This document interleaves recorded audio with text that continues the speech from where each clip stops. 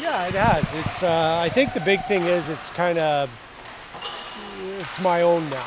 It's not like we started last year when Jeremy was coaching. We just kind of sat in the weeds and did filled in the blank spots. Right now, it's kind of on me to get things rolling and have a plan in place, and feels good to be the boss, I guess. How does that change your mindset, knowing that this is your group now and you can put even more of your fingerprints on it going into a new year? Well, there's definitely a lot more pressure, obviously. No, it's just. I think the big thing is making sure I make sure everybody on staff is doing their job and they all have are on the same page with these players. It's going to be an exciting year. I'm interested in waiting. Can't wait to see some of these young guys and see how they develop.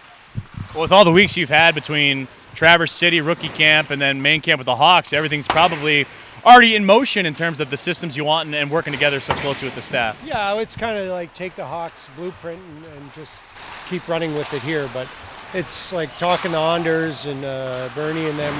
We're excited to get going ourselves. You can stand around and watch the Hawks practice and see all their video meetings and that. But we're looking forward to and excited about doing our own now and getting ready here. You mentioned that you had to have a plan, or now you got to have a plan. What would you say, real quickly, is kind of the overall plan? Well, it's the plan is to keep developing these kids how we have been, but it's more or less the plan is to when do we do it? What's the best time to do it? I got to figure out when do these guys need rest. What are we doing on the ice for practice? How much skill practice do they need? And that's it. It's the managing part of the game that's going to be exciting and a challenge. But I'm up for it, and I'm looking forward to it. And as you saw last year, it's changing. Yeah, last year was a lot, and I'll admit it. Being an assistant, not that it's an easy job, but it's a little less stressful. The head job being. Maybe it was just the year I had, which maybe probably a good year to do it because we had so many injuries, so many different bodies. So it was good to get that and, learn how to manage it. So it helped me in the long run. So I'm looking forward, clean slate, healthy free season, no injuries, and it'll be a lot easier on me this year.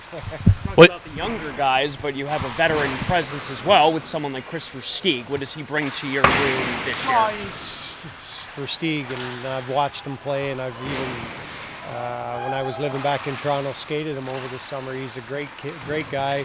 He's been around. He's got Stanley Cups. He's been here. He's been there. He's been up and down. He's going to be perfect for our guys, and he's excited about being back here and being able to help our young guys. So I'm looking forward to working with them. But I mean, if a guy like that, if you can have him as your veteran, that's a pretty good signing. Did you pull him into your office and kind of tell We've him talked. what you were? Yeah, we've talked over the summer, a couple phone calls here and there, and we'll have another conversation here before we get going. But I didn't have to say anything to him. He already knows what he needs to do, and he says all the right things. Like, it was great. I just sat back with my feet up and listened to him do all the talking, which was great. And that's what you need. And I think we have a few other guys just like that, like Tyler Secure, even Highmore, and we'll go and see. We got Jacob Nielsen, maybe, who knows, other guys coming back, that can do that line of work, obviously, well. And like I said, young guys, but we got a good set of older guys helping out. What's the goals you have here in the first couple of days? You have almost 40 guys on this camp roster right now. I imagine it's a coaching staff to review every single player and be a little meticulous. I mean, what are you laying out here these first couple nights? Well, the big thing is the entitlement factor. This isn't entitlement where you get a job here just because of your contract or who you are. I mean, these guys know in the meeting that they have to work hard and they're going to have to earn it.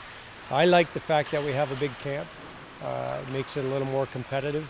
I've been to camps over the years where you come the first couple days, you got 10 guys on the ice, and you're playing 3-on-3 hockey. It's going to be a competitive camp, and we're going to have some tough decisions to make. But like I said, I'm looking forward to it, and I'm excited, especially to see some of these guys that I've never seen before. Maybe that will end up in Indy, but you get a good read on them because as you know, with injuries, you got to pick from somewhere, and we want to pick the players from Indy.